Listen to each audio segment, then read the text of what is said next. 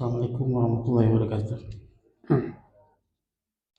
Alhamdulillah nahmaduhu wa nasta'inuhu wa nastaghfiruh wa na'udzu billahi min shururi anfusina wa min sayyiati a'malina. May yahdihillahu fala mudilla lahu wa may yudlil fala hadiya lahu. Asyhadu an la ilaha illallah wahdahu la syarika lah wa asyhadu anna Muhammadan abduhu wa rasuluh. Ya ayyuhalladzina amanu ittaqullaha haqqa tuqatih wa la tamutunna illa wa antum muslimun. Ya ayyuhan nasu taqu rabbakumul ladzi khalaqakum min nafsin wahidah wa khalaqa minha zawjaha wa batha minhuma rijalan katsiran wa nisaa'a wattaqullaha alladzi tasaaluna bihi wal arham innallaha kana 'alaikum raqiba. Ya ayyuhalladzina amanu ittaqullaha wa qulu qawlan sadida yuslih lakum a'malakum wa yaghfir lakum dzunubakum wa may yuti'illaha wa rasulahu faqad faza fawzan 'azima amma ba'd. Fa inna asdaqal hadits kitabullah wa khairul hadi Muhammadin sallallahu alaihi wasallam wa syarrul umuri muhdatsatuha fa inna kulla muhdatsatin bid'ah fa inna kulla bid'atin dhalalah fa inna kulla dhalalatin finnar. Ma'asyiral muslimin wa muslimat rahimani wa rahimakumullah. Alhamdulillah kita dipertemukan kembali dengan masih membahas sunnah-sunnah setelah kematian. Ya kutip buah karya dari Ustaz Zainal Abidin bin Samsuddin. Bukunya dicanak Ibu. Alhamdulillah.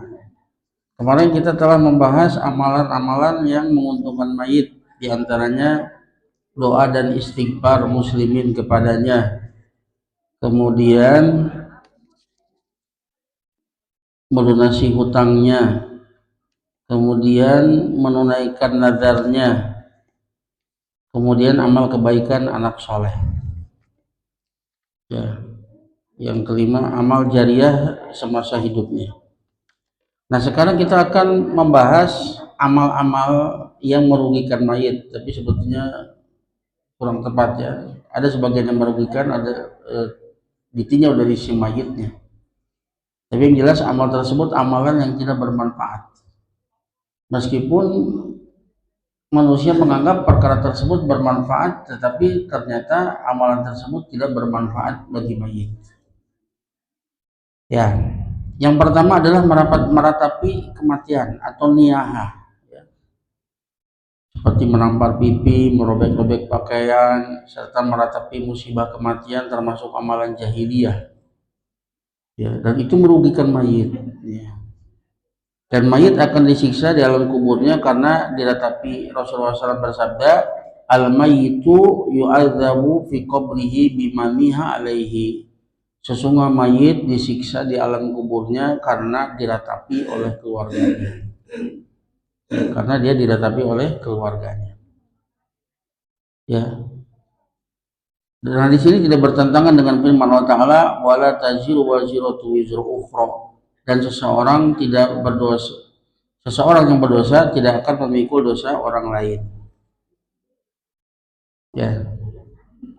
Maksud hadis ini menurut jumhur ulama adalah orang yang berwasiat kepada keluarganya agar meratapi kematian, atau tidak berwasiat kepada keluarganya agar tidak meratapi kematiannya, sementara ia tahu kebanyakan orang sekitarnya melakukan kebiasaan tersebut. Jika ia telah melarang mereka semasa hidupnya agar tidak meratapinya, ternyata setelah dia wafat mereka melakukan hal tersebut, maka ia tidak terkena beban dosa. Jadi mayit itu akan disiksa di kuburnya, ya, karena diratapi oleh keluarganya. Itu bukan berarti kalau keluarganya meratapi otomatis dia akan disiksa. Ya, ibu-ibu, punten ngobrolnya sudah selesai. Bu, ngobrolnya terus beres. Alhamdulillah. Ya, kembali lagi. Jadi mayat itu disiksa dalam kuburnya disebabkan diratapi oleh mayitnya karena dia meninggalkan kewajiban dia untuk mendidik keluarganya agar supaya tidak meratapi dia ketika dia meninggal. Ya. Karena Allah Ta'ala berfirman, ya ayyuhalladzina amanu qu anfusakum wa ahlikum naro. Wahai orang beriman, jaga diri kalian dan keluarga kalian dari api neraka. Karena dia tidak menunaikan kewajiban dia untuk mendidik keluarganya agar supaya tidak melakukan niyahah, dan niyahah itu dosa besar, maka dia diadab gara-gara hal tersebut, bukan karena hanya sekedar tangisan saja. Atau ada sebagian yang berpendapat awasna eta non cai non bahasa Sundana cai mata teh non cai socana cenah bisi kena mayit cenah. Mana naon sih mata kalau mayit maka tidak ditunjukkan secara dalil maupun tidak ditunjukkan secara ilmiah cai mata kemudian mayit merasakan sakit, enggak ada, bukan. Tapi karena berdasarkan hadis ini bahwa mayit itu akan diadab di alam kuburnya gara-gara dia diratapi oleh keluarganya, ya. Karena dia meninggalkan kewajiban dia untuk mendidik keluarganya agar tidak melakukan niyahah di dalam ketika dia mati, ya. Dan niyah merupakan kebiasaan jahiliyah, dan itu adalah perbuatan yang haram dan diancam dengan hukuman yang berat, ya. Nabi SAW bersabda dalam hadis muttafaqun alaih, laisa minna man latama hudud wa syaqqal juyub wa da'a bid'awal jahiliyah. Tidak termasuk golongan kami, maksudnya bukan termasuk orang yang berpegang teguh dengan sunnahku. Siapa? Orang yang menampar-nampar pipi, kemudian merobek-robek pakaian, dan dia berteriak dengan teriakan jahiliyah ketika ada anggota keluarganya yang meninggal. Ini namanya niyahah. Ini hukumnya haram, dan ini diancam dengan hukumannya berat. Ya. Juga Nabi SAW dalam hadis muttafaqun alaih berlepas diri dari pelaku niyahah. Rasulullah bersabda, ana bariun minas saliqah wal haliqah wasyaqah. Aku berlepas diri dari wanita yang berteriak-teriak teriakan jahiliyah, dan yang haliqah mencukur rambutnya. Maksudnya mencukur rambut karena berduka, ya, ketika berduka. Wasyaqah, dan merobek-robek pakaian, ya. Dan ancamannya diantaranya dalam hadis yang sahih diriwayatkan oleh Imam Muslim dalam sahihnya, Rasul bersabda, an-naihatu idza lam tatub qabla mautiha.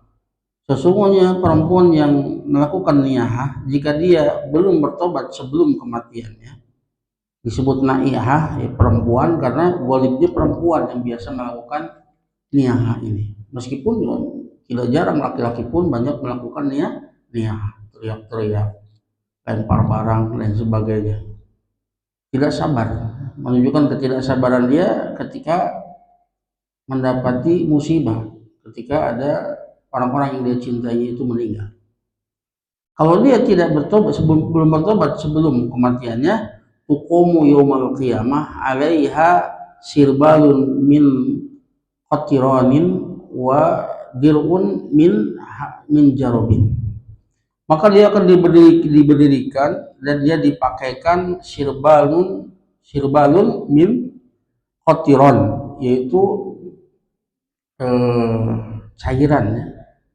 Akan dikucurkan kepadanya cairan dari aspal yang panas. Wa dir'un min jarobin, dan dia akan diberikan pakaian. Dir'un itu baju besi, ya, tapi dari jarob. Jarob itu semacam penyakit koreng, penyakit kulit yang gatal. Ini menunjukkan bahwa niyah itu dosa besar. Di antara tandanya Rasul berlepas diri darinya, kemudian dicela, kemudian ada hukuman, ya, diancam dengan hukuman nanti pada hari kiamat, ya. Di sini termasuk meratapi kematian adalah mengumumkan berita duka di mimbar, menara masjid atau semisalnya berdasarkan wasiat Hudzaifah. An-na'yu, na'yu itu mengumumkan kematian. Itu boleh jika tujuannya agar supaya orang-orang tahu akan kematian saudaranya dan membantu proses pengurusannya. Tapi kalau yang dilakukan pada zaman jahiliyah, dia menyebutkan kebaikan-kebaikannya. Si pula disebutkan kebaikan-kebaikannya, kemudian meratapinya. Oh, siapa lagi kemudian akan menyayangi kita, siapa lagi, dan seterusnya. Ini yang tidak boleh. Karena itu menunjukkan kepada tidak ridho dengan ketetapan Allah Subhanahu wa taala. Karena kematian itu sesuatu yang telah Allah tetapkan, dan ini hikmah ya, Allah menetapkan suatu pada tempatnya. Ya, itu waktu terbaik untuk dia untuk pulang. Kullu syai'in indahu bi ajalin musamma, segala sesuatu telah memiliki ajal yang telah ditetapkan di sisi Allah Subhanahu wa taala. Allah yang punyanya, dia berhak untuk mengambilnya.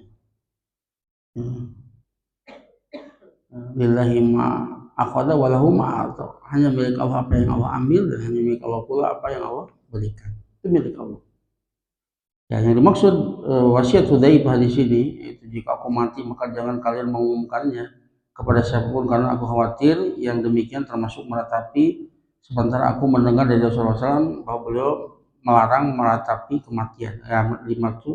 Yang dimaksud di sini ya tadi pengumuman yang maksudnya meratapi tadi, menyebutkan kebaikan-kebaikannya di pasar-pasar, seperti itu na'yu yang terlarang. Adapun memberitahu hanya sekedar agar supaya orang tahu bahwa saudaranya itu telah meninggal, dan agar supaya orang-orang datang membantu proses pengurusannya, maka ini perkara yang boleh.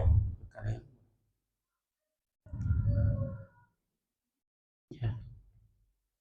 Kemudian ketika musibah termasuk kematian menimpa seorang muslim, hendaknya dia bersabar, mengharapkan balasan pahala, mewaspadai perkara-perkara mungkarnya, dan bertaubat kepada Allah Ta'ala dari perbuatan-perbuatan haram yang pernah dilakukan.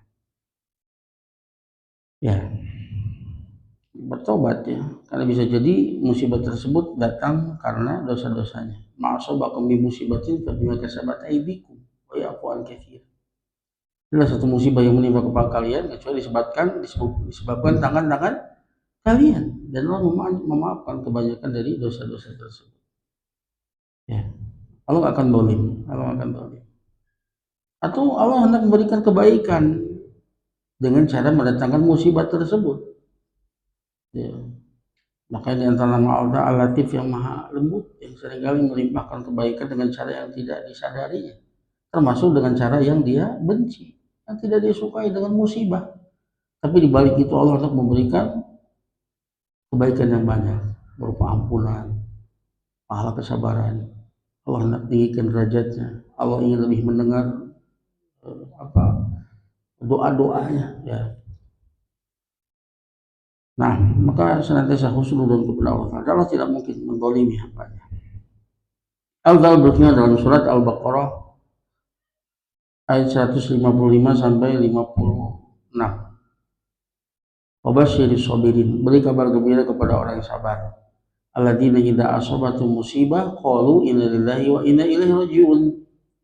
Siapa orang sabar? Orang yang apabila tertimpa musibah, ketika musibah menimpa mereka, mereka berkata, sesungguhnya kami milik Allah.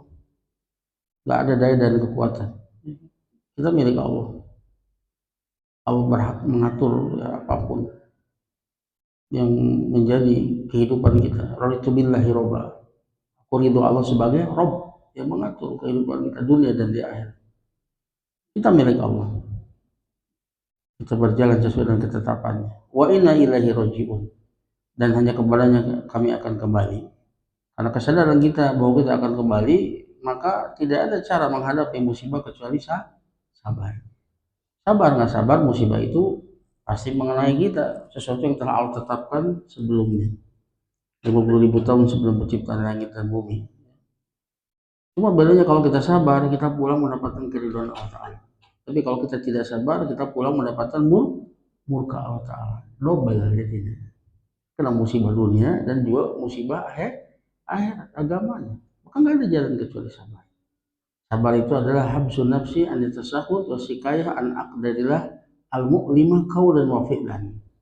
Sabar itu menahan diri dari marah dan berkeluh kesah atas takdir Allah yang menyakitkan, baik dengan ucapan maupun perbuatan.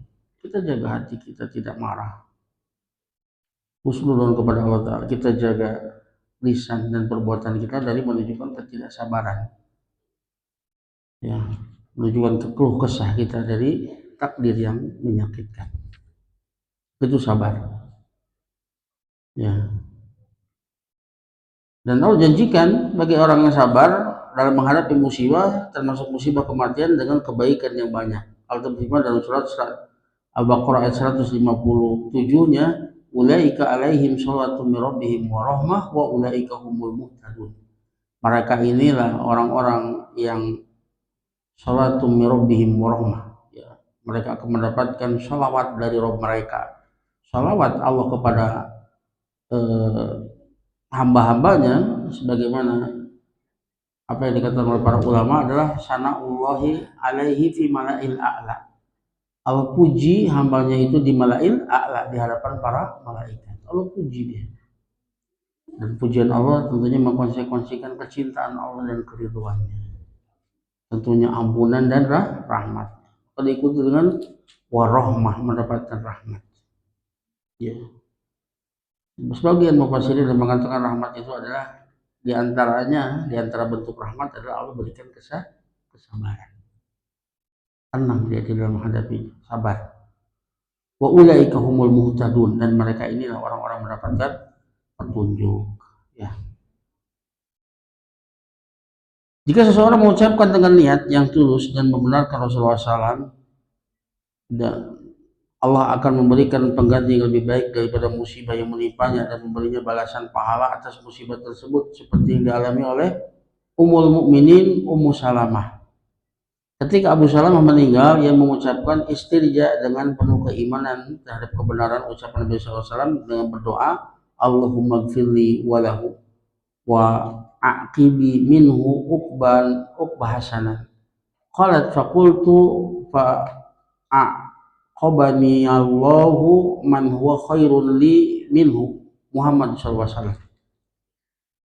Ya, ini antara perkara yang sunnah, ya.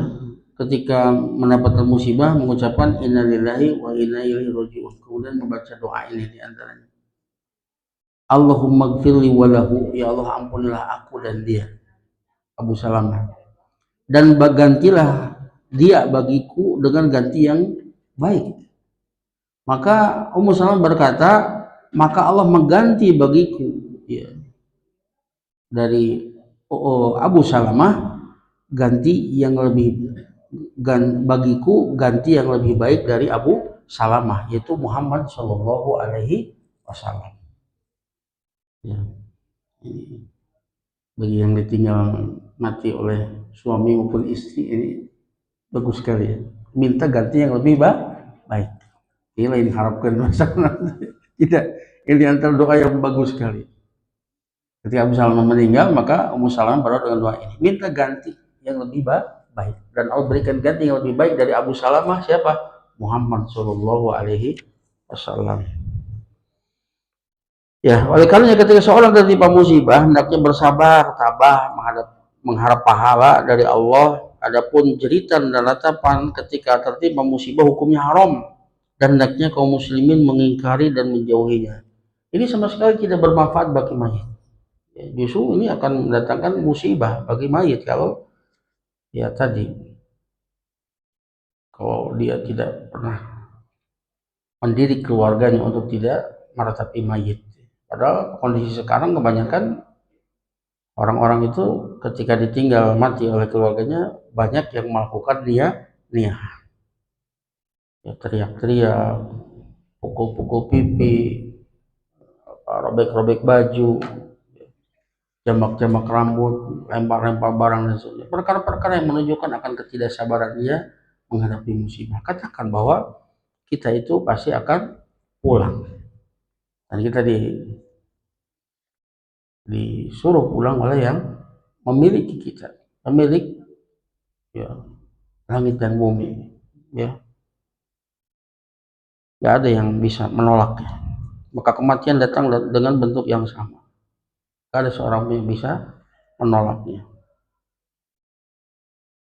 Itu yang pertama ya. Jadi bentuk niyahah itu sesuatu yang sama sekali tidak bermanfaat bagi mayit. Kemudian yang kedua, upacara duka. Ada suatu tradisi atau budaya di beberapa daerah di Indonesia seperti upacara duka untuk melepas kepergian mayit ke kuburan. Mayat diangkat di atas keranda, kemudian dilemparkan sekarung uang ke atas keranda mayat. Disawer namanya. Lalu siapapun yang ada hubungan keluarga dengan si mayit, terutama anak dan cucu mayit, menerobos di bawah keranda jenazah. Ngolongan. Metong inget wae ngolongan. Itu di mana itu ngolongan. Kemudian setelah itu baru jenazah diantar ke kuburan, dan sepanjang perjalanan mayat ke kuburan, keranda mayat dinaungi dengan payung khusus untuk orang meninggal, dan yang berjalan paling depan membawa sapu untuk menyapu jalan yang dilalui si mayit. Ya di orang yang masih ayah, tapi alhamdulillah enak atas ayah di asidiknya biasanya masih kena ayah nunggange payung di payungan keranda nanti pilih kepanasan, padahal kita nggak pernah tahu apakah, nggak pernah ada dalil kalau mereka itu kepanasan. Yang ada dalilnya anu kepanasan mah anu bangguna itu pasti jabat capek jabat kepanasan eta nu kudu ditiungan. Jadi lebih berhak untuk ditiungan mah nu hirup gitu. Kalau mayat itu nggak ada dalilnya ya, mayat kepanasan. Yang ada kalau ada orang soleh dia akan berkata, kok dimuli segerakan aku. Kalau orang yang tidak soleh dia akan mengatakan celaka ini mau dibawa kemana ini, mereka mau bawa kemana mayat ini, ketakutan ya. Ada pula yang membawa beras kuning untuk disebar di jalan yang dilalui mayit, maka semua amal tersebut bid'ah karena tidak ada ketetapan syariatnya. Sementara Allah Ta'ala berfirman, am lahum syuraka'u syara'u lahum min dini ma lam ya'dan bihillah. Apakah mereka memiliki serikat-serikat Tuhan-Tuhan yang lain selain Allah yang mereka mensyariatkan bagi mereka dari masalah agama perkara yang tidak Allah izinkan ya.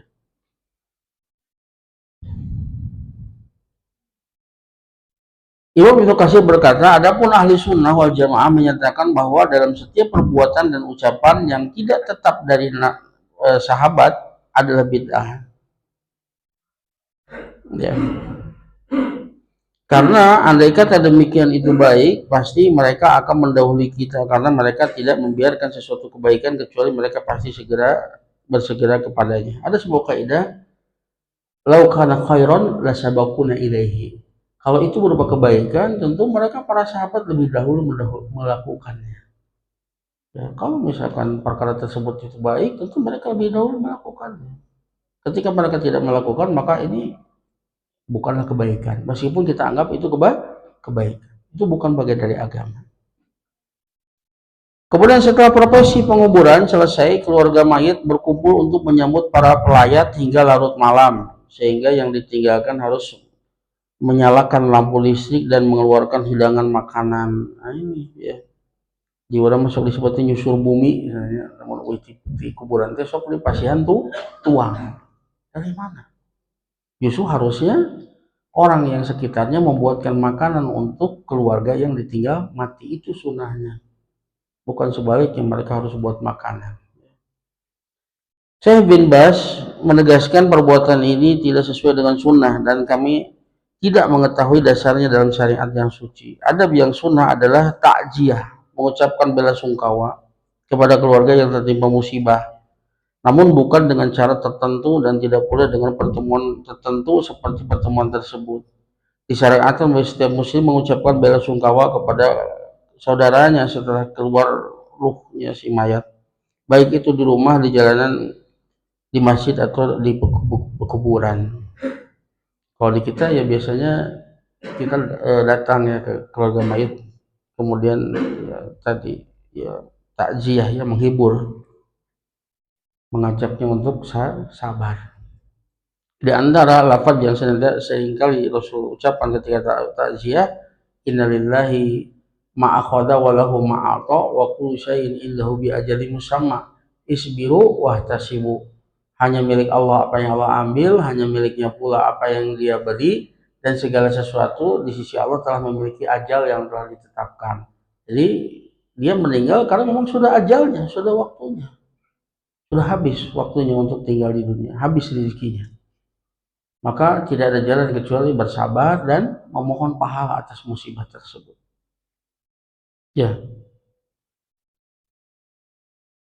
saja bisa dilakukan sebelum menyalatkan atau setelahnya. Jika mengunjunginya disyariatkan berjabat tangan dengan keluarga si mayit dan mendoakannya dengan doa yang sesuai dengan kondisinya. Misalkan, semoga Allah memberikan pahala yang besar dan membaikkan kedudukanmu serta menguatkanmu pada musibahmu ini. Jika yang tinggal itu seorang muslim, hendaknya memohon ampunan dan rahmat baginya.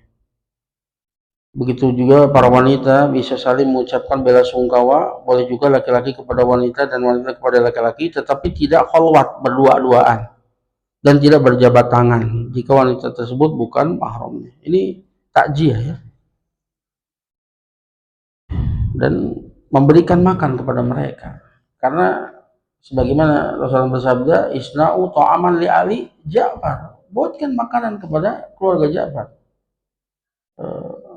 Qad atama sagolahum, karena telah datang kepada mereka perkara yang membuat mereka itu sibuk, itu berupa kesedihan. Jauh menuju sedih mah boro-boro mikiran betul batur dan hanya liran lagi alim tuang ya, alim tuang boro-boro kudu masak, tuang ge horo teh kemudian kena masak. Makanya itu diantara sunnah yang baik yang banyak ditinggalkan, yaitu membuat makanan untuk keluarga mayit. Kita tetangganya datang, hari ini kalian jangan masak, hari ini ya, kami yang masak. Besoknya datang lagi tetangga yang lainnya, seperti itu. Maka hilang satu tumbuh 1000. Ternyata tetangga ini semuanya adalah saudara. Itu betul-betul menghibur, daripada kemudian ketika ditinggal mati oleh orang yang dicintainya, apalagi tulang punggungnya, bapaknya meninggal misalnya, dan kemudian masyarakatnya itu kalau kita tidak tahlilan, tidak bikin makanan dan sebagainya, itu dianggap penyaah ka mayit, dicela dan sebagainya, itu beban. Dan mereka tetangganya nggak tahu dari mana dia dapat duit. Bisa jadi dia menjual apa atau berhutang dan sebagainya. Ini musibah ya. Harusnya kalau sesuai sunnah itu justru membuat tentram.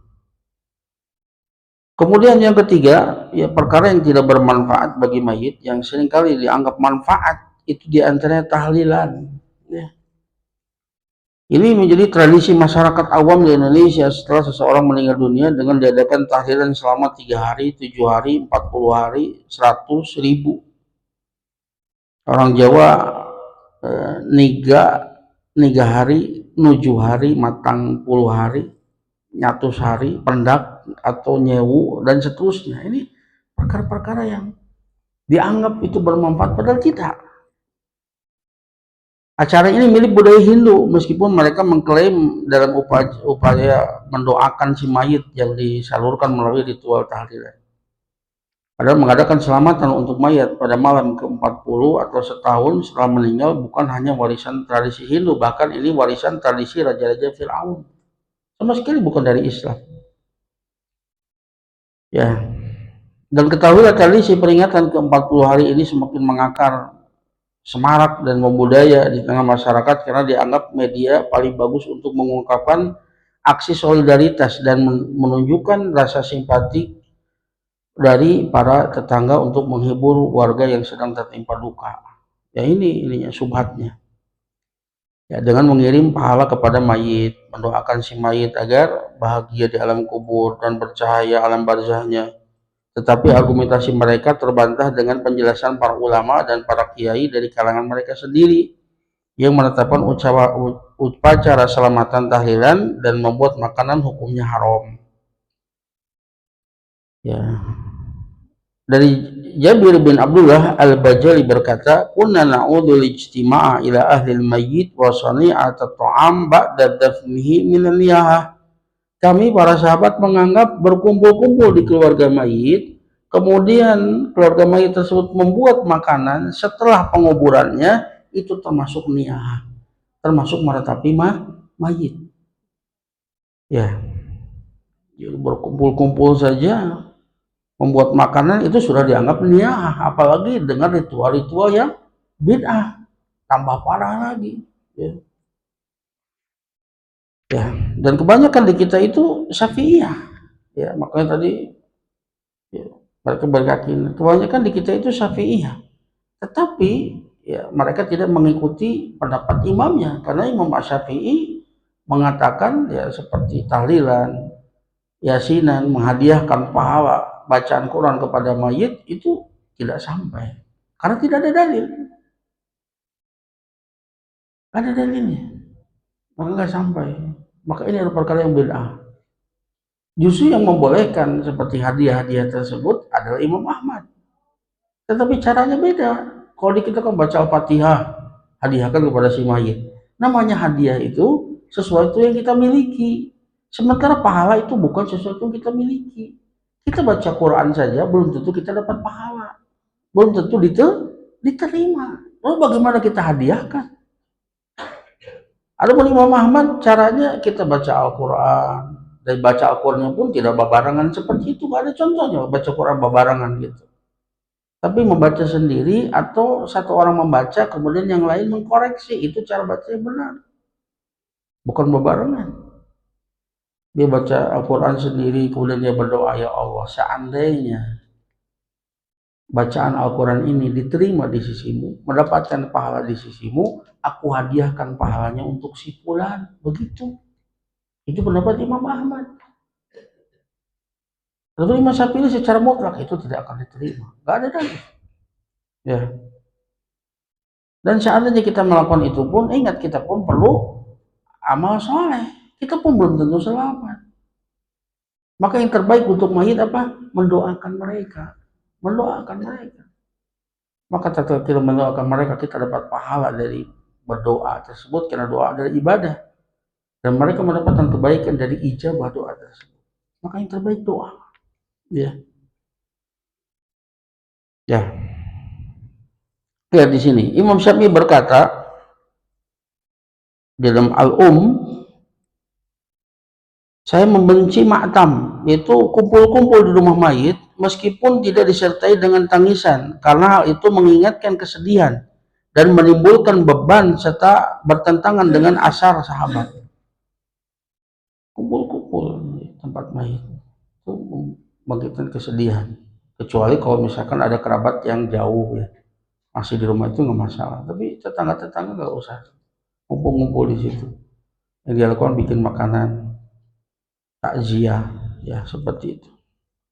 Sementara Abu Bakar Ad-Dimyati, penulis kitab Hasyiah I'anatul Talibin, berkata, benar apa yang dikerjakan orang-orang yang berkumpul di tempat keluarga mayit dan membuat jamuan hidangan makanan termasuk bid'ah yang munkar, bid'ah yang diingkari ya, yang diberi pahala bagi orang yang melarangnya. Coba orang yang melarangnya justru diberikan pahala.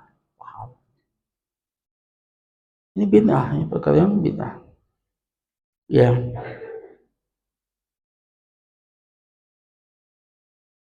Bahkan dari hasil Bahsul Masail Majelis Musyawarah Pengasuh Pondok Pesantren seluruh daerah Kabupaten Banyuwangi, pimpinan Kiai Haji Muhtar Syafaat Abdul Ghafur memutuskan bahwa sesungguhnya menyiapkan hidangan mayit, hidangan makan pada hari kematian, pada hari ketiga, hari ketujuh dan seterusnya, hukumnya makruh atau dibenci, ya, minimal makruh. Maka bisa sampai ya, haram, bid'ah. Dipandang dari sisi berkumpul dan menghususkannya, namun makruh tersebut tidak menghilangkan pahala sedekah. Ya kalau dia bersedekah ya tidak menghilangkan pahala sedekahnya, tapi dia juga bisa berdosa dari sisi ta'awun, ya, tolong menolong di dalam kebid'ahan. Padahal Allah berfirman, ta'awanu 'alal birri wat taqwa wala ta'awanu 'alal ismi wal udwan. Allah larang jangan tolong menolong dalam dosa dan permusuhan. Kalau dia tahu ini akan dipakai untuk tahlilan, jangan. Tapi mana yang kemudian itu digunakan untuk konsumsi keluarganya. Ya, jangan mendukung kebid'ahan. Setelah acara keselamatan kematian, biasanya mereka membagi-bagi besek wadah dari bambu yang berisi makanan dengan maksud sedekah jariah yang mereka sebut dengan istilah berkat. Apa yang mereka lakukan bertentangan dengan nas agama dan fatwa ulama mereka sendiri, yaitu Syafi'i. Tindakan yang disunahkan sebenarnya adalah para tetangga mayat membuat makanan yang bisa mencukupi kebutuhan keluarga yang sedang terkena musibah. Berdasarkan hadis Abdullah bin Ja'far, ia berkata ketika berita kematian Ja'far telah tersebar, maka Rasulullah SAW bersabda, "Isna'u li ali Ja'far ta'aman fa innahu qad atahum amrun syaghalahum." Buatlah makanan untuk keluarga Ja'far, karena sesungguhnya telah datang kepada mereka perkara yang menyibukkan mereka, yaitu berupa kesedihan. Ibnu Qayyim al-Jauziyah berkata, termasuk petunjuk Nabi bahwa keluarga mayat tidak boleh menyiapkan makanan untuk para pelayat dan tetangga. Bahkan orang lain dianjurkan untuk mengirim makanan kepada keluarga si mayit. Demikian itu termasuk bagian akhlak mulia, budi pekerti, terpuji, dan membantu meringankan beban keluarga mayit ketika mereka tersibukkan dengan musibah sehingga tidak bisa menyiapkan makanan untuk keluarganya. Ya, ketika orang sedang bersedih itu hatinya sibuk, ya dilingkupi oleh kesedihan, ya, boro-boro ngemutan atuangan nusanes anjeunna ge hilang. Bahkan banyak di antara mereka nggak mau makan, ya, tersibukkan dengan kesedihan, nggak mau makan, ya. Maka ini di antara sunnah yang banyak ditinggalkan, ya. Hendaknya kita menghidupkan sunnah tersebut, ya. Ketika ada saudara kita yang meninggal, kita kirim makanan untuk mereka. Ini betul-betul menghibur mereka, ya. Kemudian perkara yang tidak bermanfaat untuk mayit tapi dianggap manfaat oleh keluarganya, diantaranya adalah khatam Al-Quran di pemakaman. Baca Quran, padahal nggak boleh baca Quran di pemakaman. Semua jenis ibadah itu dilarang kecuali mendoakan mereka, karena itu bisa menghantarkan kepada kesyirikan, ya. Ibadah di sisi kubur itu perkara yang dilarang, karena itu bisa menghantarkan kepada kesyirikan. Ketika dia berdoa kemudian ternyata doanya itu mustajab, ada bantuan dari si penghuni kubur nih, dia orang soleh ini, dekat dengan Allah Ta'ala, dia menyampaikan doa-doa kami, wah, akhirnya sedikit-sedikit akhirnya dia kemudian minta kepada dia. Ini maka tidak boleh, termasuk membaca Al-Quran. Ataj'alu buyutakum kuburo, jangan kalian jadikan rumah-rumah kalian itu seperti kuburan, dan sesungguhnya setan lari dari rumah yang dibacakan surat Al-Baqarah. Ini petunjuk bahwa di kuburan itu ya boleh baca Quran, tapi Al-Quran di mana dibaca? Di rumah. Jangan jadikan rumah kalian seperti kuburan, karena di kuburan itu tidak dibacakan Al-Quran, tapi bacakan di rumah surat Al-Baqarah, karena setan lari dari rumah yang dibacakan surat Al-Baqarah, ya. Jadi malah justru hataman Al-Quran di pemakaman, ya. Ada kebiasaan yang telah membudaya dan mengakar di kalangan awam yang tidak hanya sekedar mengirimkan pahala bacaan Al-Quran, tetapi juga melakukan ritual membaca Al-Quran di atas kuburan dengan mengupah beberapa orang secara bersama-sama. Dan yang lebih mengenaskan, di antara mereka ada yang semacam grup atau kelompok pembaca Al-Quran yang bersaing dalam memasang tarif. Bahkan ada semacam diskon pada waktu-waktu tertentu, terutama pada hari-hari setelah kematian yang biasa diadakan selama 40 hari. Nah, ini masih banyak kita. Ya, belum lama ini saya dapati yang seperti itu. Dia ketika meninggal, keluarganya ada yang meninggal dunia, maka dia adakan baca Al-Quran di beberapa masjid.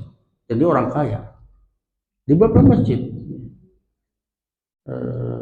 kajian ibu-ibu menghatamkan Al-Quran juga di rumahnya, ini dengan menghadiahkan bacaan tersebut kepada mayit. Maka ini adalah perkara yang bid'ah, dan membacanya itu bersama-sama. Membaca Al-Quran secara bersama-sama di atas kuburan yang mereka yakini kebenaran serta manfaatnya, tidak ada satupun riwayat dari Nabi SAW dan salafus soleh yang bisa dijadikan sandaran, maka hal tersebut merupakan perbuatan bid'ah yang harus ditinggalkan. Ini perkara yang diada-adakan. Lau kana khairan sabaquna ilaihi, kalau itu kebaikan maka tentu mereka lebih dahulu melakukannya. Tidak ada kita dapati satu riwayat pun dari Rasul dan para sahabatnya ketika ada yang meninggal kemudian membacakan Al-Quran di atas kuburnya atau di majelis-majelis dihadiahkan untuk si fulan dan si fulan. Nggak ada. Ini perkara yang bid'ah. Para sahabat biasa membaca Al-Quran sendiri-sendiri atau salah seorang membaca dan yang lain mendengarkan, dan tidak dilakukan di atas kuburan. Ya. Sedangkan Nabi SAW telah menegaskan, usikum bittaqwallah, aku wasiatkan untuk kepada kalian untuk bertakwa kepada Allah, wasami wa ta'ah, dan tetap mendengar dan taat kepada pemimpin. Wa in abdan habasyian, meskipun pemimpin tersebut seorang hamba Habasyah, seorang yang tidak layak jadi pemimpin, karena hamba itu nggak boleh jadi pemimpin. Berarti dia menunjukkan bahwa dia jadi pemimpin itu dengan cara yang tidak sah. Tapi ketika dia menjadi pemimpin, wajib bagi kita untuk taat. Ya. Fa'innahu man ya'ish minkum ba'di fasayara ikhtilafan katsira. Karena sesungguhnya barang siapa yang hidup setelah sepeninggalku, dia akan melihat perpecahan yang banyak. Fa'alaikum bisunnati wa sunnatil khulafa'il mahdiyyin ar-rasyidin tamassaku biha wa adu 'alaiha bin nawajid. Ya. Barang siapa yang hidup setelahku akan melihat perpecahan yang banyak, perselisihan yang banyak. Maka resepnya ini, maka wajib bagi kalian berpegang teguh dengan sunnahku dan sunnahnya khulafa'il mahdiyyin ar-rasyidin. Ya, khulafa'ir rasyidin. Berpegang teguh dengan sunnahnya khulafa'il mahdiyyin ar-rasyidin. Ya, di sini Rasul menyebutkan dua sunnah, sunnahku dan sunnah khulafa'il mahdiyyin. Tetapi ketika Rasulullah SAW tamassaku biha, pegang teguh dia itu dengan hak, bukan huma, dan hak itu menunjukkan kepada mufrad. Di awal disebutkan dua sunnah, tapi kemudian pegang teguh dia dengan bentuk mufrad, menunjukkan sunnah Rasul dan sunnah khulafaur rasyidin adalah sunnah mutaba'ah, sama-sama sunnah yang harus diikuti. Ya. Adu alaiha bin nawajid, gigit dia dengan gigi geraham, karena berat ya. Bertegak dengan sunnah itu berat. Wa iyyakum muhdatsatil umur, hati-hati kalian dari perkara-perkara yang diada-adakan. Fa inna kullu muhdatsatin bid'ah wa kullu bid'atin dhalalah. Karena setiap perkara yang diada-adakan itulah bid'ah, yang diadakan dalam masalah agama itu bid'ah, dan setiap bid'ah itu adalah kesesatan. Ya. Budaya membaca Al-Quran untuk mayit baik di rumah atau di atas kuburan dengan mengupah beberapa orang telah populer di tengah masyarakat karena beberapa alasan. Alasan pertama, karena pihak keluarga merasa kurang fasih membaca Al-Quran sehingga harus menyewa orang lain untuk membacakan Al-Quran. Padahal harusnya bukan menyewa orang untuk membaca Al-Quran, namun hendaknya dia berusaha untuk belajar. Jadi bukannya lu tuh bisa baca Quran, nyewa babari kan instan gitu kan. nggak terdorong dia untuk kemudian belajar membaca Al-Quran. Dia ingin ya membaca Al-Quran, nggak terdorong ke sana. Yang kedua, adanya keyakinan bahwa semakin banyak yang membaca Al-Quran, maka pahala yang didapat si mayit akan lebih banyak, sehingga pihak keluarga mengupah orang sebanyak-banyaknya. Padahal ketika tata caranya itu tidak sesuai dengan petunjuk Nabi SAW, maka itu adalah bid'ah. Ya. Tidak ada petunjuknya. Ya. Tidak ada petunjuk dari Al-Quran, As-Sunnah, Ijma, Qiyas, nggak ada.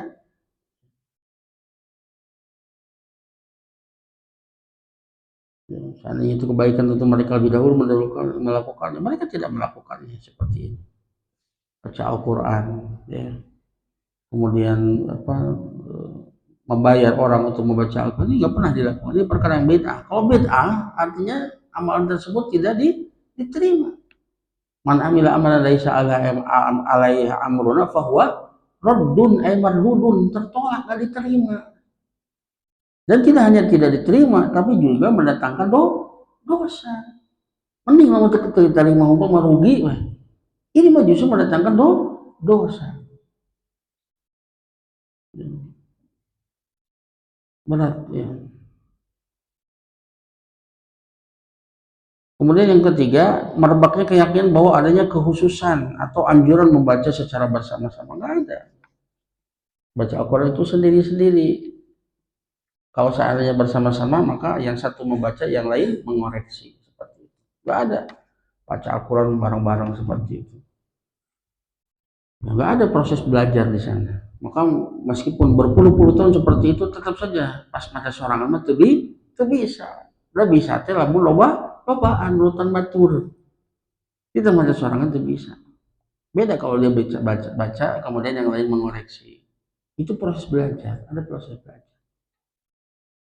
Kemudian yang keempat, celakanya lagi karena faktor kesibukan, maka tidak mau repot sehingga semuanya ingin serba instan, termasuk dalam membaca Al-Quran. Demikianlah ciri-ciri kebid'ahan. Ketika tumbuh satu bid'ah, maka akan merusak sunnah yang sepadan. Sebagaimana telah ditegaskan Imam Hasan Ibnu Atiyah, bila terdapat sekelompok kaum membuat suatu kebid'ahan, melainkan Allah akan mencabut sunnah sepadan dari mereka, yang sepadan dari mereka, dan tidak akan mampu kembali lagi hingga hari kiamat. Bahkan Al-Quran bisa membuat sebagian kaum mulia, namun juga bisa membuat sebagian kaum yang lain terhina. Sebagian Nabi SAW bersabda, Inna Allah yarfa'u bihadal kitab aqwaman wa yadau bihi akharin. Sesungguhnya Allah mengangkat satu kaum disebabkan kitab ini, dan Allah pun merendahkan satu kaum ya karena kitab ini. Ya. Dengan Al-Quran sebagian orang terangkat derajatnya menjadi para ulama, orang soleh, ahli ibadah, para qori, para hafid yang mengenal cara membaca Al-Quran secara baik dan benar. Namun dengan Al-Quran pula terkadang Allah merendahkan derajat sebagian mereka karena kitab ini dibaca oleh 3 jenis manusia. Ya, jadi membaca Al-Quran ada 3 jenis. Yang pertama, mereka yang membacanya hanya ingin pamer, hanya ingin disebut qori, ya. Yang kedua, mereka yang membacanya untuk mencari makan dari membaca Al-Quran. Termasuk tadi ya, orang-orang yang membacakan Al-Quran karena dibayar. Al-Quran itu ibadah mahdoh, murni, nggak boleh ditujukan untuk dunia. Beda kalau mengajarkan Al-Quran. Seseorang boleh mengambil dari mengajarkan Al-Quran, mengajarkannya, bukan dari Al-Quran. Termasuk meruqyah. Meruqyah itu bukan karena membaca Al-Qurannya, tapi meruqyahnya, proses pengobatannya. Boleh dia mengambil, tapi bukan karena Al-Quran. Ya.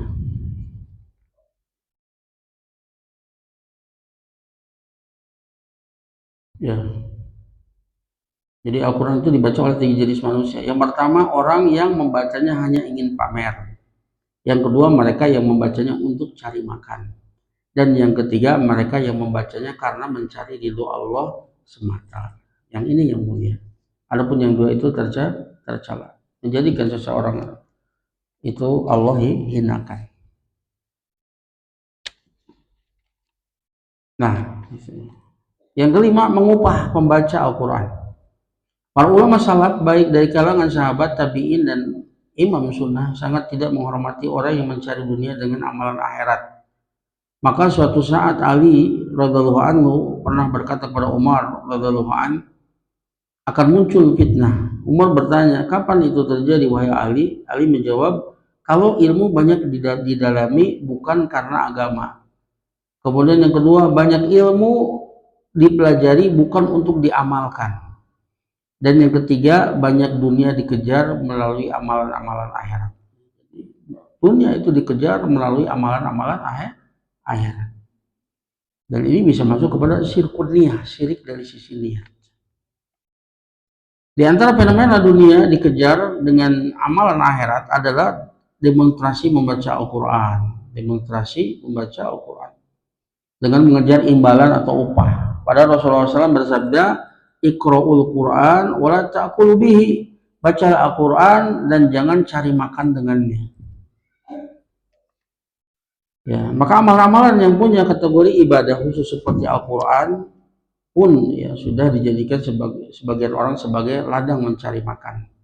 Terkadang seseorang diundang untuk membaca Al-Quran dalam sebuah pesta pernikahan dengan suara yang merdu bagaikan biduan menyanyikan lagu, bahkan kadang diiringi dengan lengkingan dan gerakan yang dipaksakan. Ataupun acara kematian dengan tujuan agar bacaan Al-Quran bisa didengar oleh keluarganya yang telah meninggal dan pahalanya bisa sampai kepada mereka. Ya, dan mereka tidak malu-malu lagi untuk menetapkan tarifnya. Ada kelompok-kelompok seperti ini dan mereka menetapkan tarif untuk sekian orang berapa. Ya, seperti itu. Ya. Dan mereka tidak segan-segan memberi upah yang sangat besar karena yang dibaca adalah Al-Quran. Budaya tersebut bertahan karena mungkin hanya ikut-ikutan orang yang telah mendahulunya atau karena kekeliruan mereka dalam memahami hadis Rasulullah SAW, inna ahaqqa ma akhadtum alaihi ajron kitaballah. Sesungguhnya upah yang paling layak kalian terima adalah dari kitab Allah. Ya.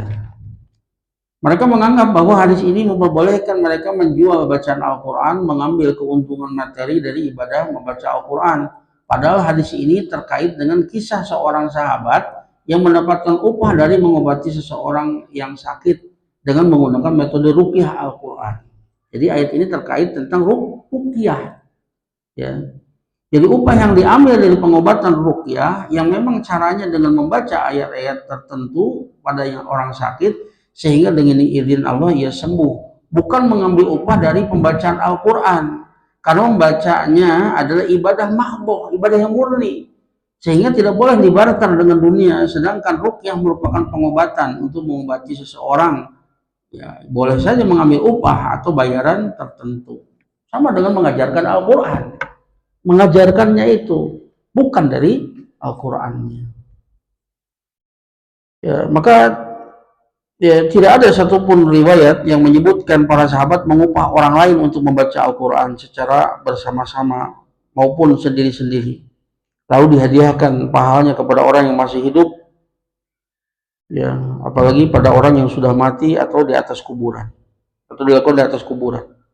Kalau hal itu baik, pasti Rasulullah dan para sahabat sudah melakukannya karena mereka biasa berkumpul untuk berjihad, sholat berjamaah, sholat tarawih, membangun masjid, dan berbagai aktivitas lain. Sehingga yang terberat sekalipun biasa mereka berkumpul. Tentu tidak susah bagi mereka untuk berkumpul membaca Al-Quran bersama-sama di kuburan orang yang meninggal dunia di antara mereka. Tapi ini tidak pernah mereka lakukan. Jiwa kepedulian Nabi dan para sahabat sama sekali tidak bisa dibandingkan dengan kita. Kita pun tak mungkin mengklaim bahwa kesadaran kita terhadap kepentingan orang lain, yaitu untuk mengirimkan pahala kepada orang lain yang sudah mati, lebih besar dari kesadaran Rasulullah SAW dan para sahabat yang mulia. Kata di kaidahnya, lau kana khairan lasabaquna ilaihi. Kalau itu kebaikan, tentu mereka yang lebih dahulu melakukannya. Mereka orang yang paling paham tentang agama ini, orang-orang yang paling semangat di dalam kebaikan. Kalau itu kebaikan, tentu mereka melakukan. Kenapa mereka tidak melakukan? Karena itu bukan kebaikan.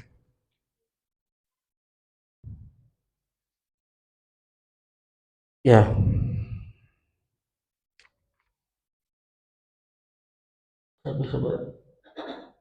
Ya. Termasuk juga menghadiahkan surat Al-Fatihah. Ini sama ya. menghadiahkan surat Al-Fatihah. Ya, biasanya khususon disebutkan orangnya kemudian khususon Al-Fatihah, nah, baca bebarengan. Ini sama sekali nggak ada dalilnya. Ya, seandainya dibacakan, ya, itu untuk ruqyah ya.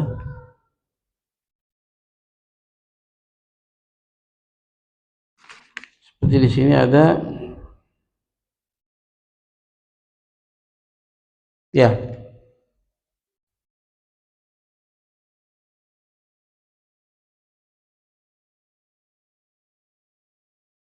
ada satu ini subhatnya.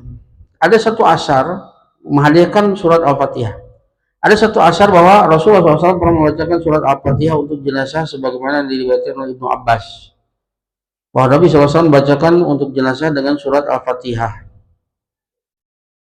Bahkan dalam riwayat At-Tirmidzi, Ibnu Abbas menegaskan termasuk sunnah membacakan surat Al-Fatihah atas jenazah. Maka ini ada beberapa penafsiran. Sebagian ulama termasuk Syekh Abu Hasan Sindi dalam Hasyiah Sunan Ibnu Majah menuturkan bahwa Al-Fatihah lebih bagus dan lebih utama dibanding dengan doa-doa lain, maka tidak ada alasan untuk melarangnya. Demikian yang ditegaskan oleh para ulama, namun mereka menegaskan bahwa dibaca dengan niat berdoa. Jadi maksudnya untuk doa, bukan membaca Al-Quran. Dan memuji Allah Ta'ala bukan dalam niat membaca Al-Quran. Akan tetapi Syekh Mubarakfuri dalam Tufatul Ahwazi mengatakan bahwa maksud asar tersebut bahwa Rasulullah SAW membacakan Al-Fatihah atas jenazah, ya, bahwa maksud asar tersebut untuk sholat jenazah setelah takbir pertama. Setelah takbir pertama, maka bukan dibacakan pada tahlilan atau dikirim kepada mayat dengan tata cara khusus yang sekarang banyak menyebar di tengah umat. Jadi maksudnya Rasul membacakan Al-Fatihah atas mayat maksudnya ketika sholat jenazah. Setelah takbir pertama Rasul membaca Al-Fatihah ketika itu, bukan baca Al-Fatihah ketika tahlilan dan sebagainya. Ya, khususon Al-Fatihah, bukan itu, bukan di situ tempatnya, tapi ketika sholat jenazah. Di takbir pertama Rasul membaca Al-Fatihah.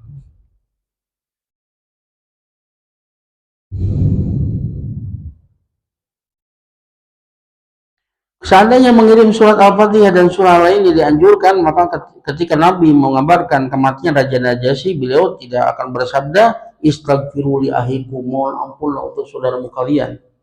Ya. Tetapi beliau akan bersabda, "Bacakan untuknya surat Yasin atau surat Al-Fatihah atau surat yang lainnya." Tidak, ya. Ini termasuk juga nanti membaca surat Yasin. Ya. Itu ya. Jadi perkara yang tidak bermanfaat yang itu dianggap bermanfaat oleh manusia diantaranya apa? Menghadiahkan surat Al-Fatihah. Kemudian Yasinan, Yasinan kita sering dapat baca babarengan Yasinan. Permasalahannya ya tidak ada dari yang mengkhususkan kenapa harus Yasin saja. Kan Al-Quran itu banyak, tidak hanya Yasin.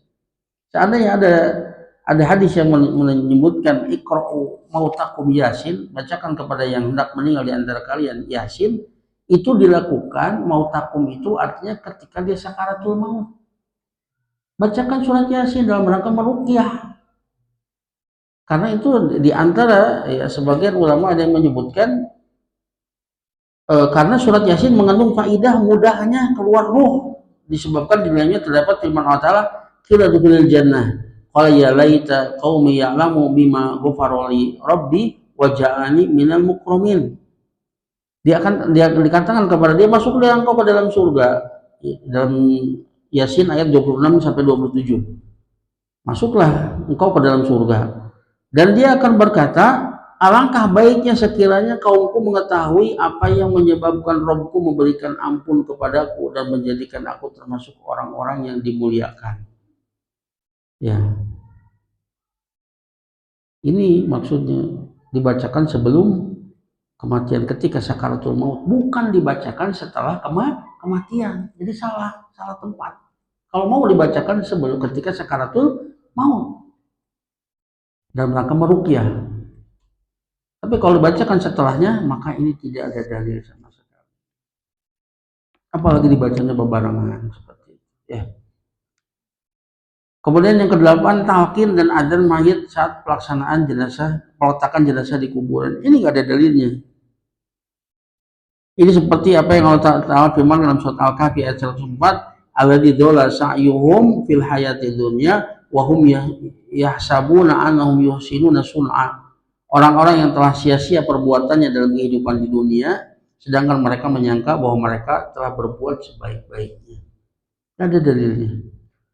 Namanya adzan itu tidak usolah, seruan untuk sholat, seruan untuk sholat wajib saja. Sholat id nggak ada syariat adzan, sholat taraweh nggak ada, tertentu sholat wajib saja. Dan itu waktu-waktunya kan ditentukan. Sok ayeuna Kang Asep calon ke jam 10 adan itu geger gebon gedangan. Enggak, itu tidak sholat, panggilan sholat. Apa manfaatnya untuk mayit? Nggak ada. Itu untuk orang yang masih hidup, untuk menegakkan sholat. Nggak ada dalilnya. Ya, seandainya ada dalil kias bahwa orang yang baru lahir itu diadankan, maka meninggal kemudian diadankan. Nah, hadis yang menunjukkan bayi baru lahir itu diadankan itu pun hadisnya lemah. Ya, maka sama sekali tidak ada dalilnya. Kemudian talqin, ya, biasanya ada seorang yang mentalqinnya. Dia akan berkata, "Hai fulan bin fulan, ketika kamu berpisah dengan dunia, maka katakanlah syahadat la ilaha illallah." Maka Imam Ahmad menjawab, "Tidak pernah aku mengetahui umat manusia melakukan hal ini kecuali penduduk negeri Syam. Ketika Abu Mughirah meninggal dunia, maka datang seorang lalu melakukan hal ini." Talqin itu, ya ini salah pemahaman juga. Lakinu mautakum la ilaha illallah. Talqinkan mautakum, kata mautakum di sini bukan mayit kalian dengan la ilaha illallah, tapi mautakum itu orang yang hendak mati. Seperti firman Allah Ta'ala, innaka mayitun wa innahum mayitun, kamu mayit dan mereka mayit. Padahal ini adalah ayat yang turun kepada Rasul ketika beliau masih hidup. Dikatakan maut itu engkau akan mati. Bi'tibari masayakun,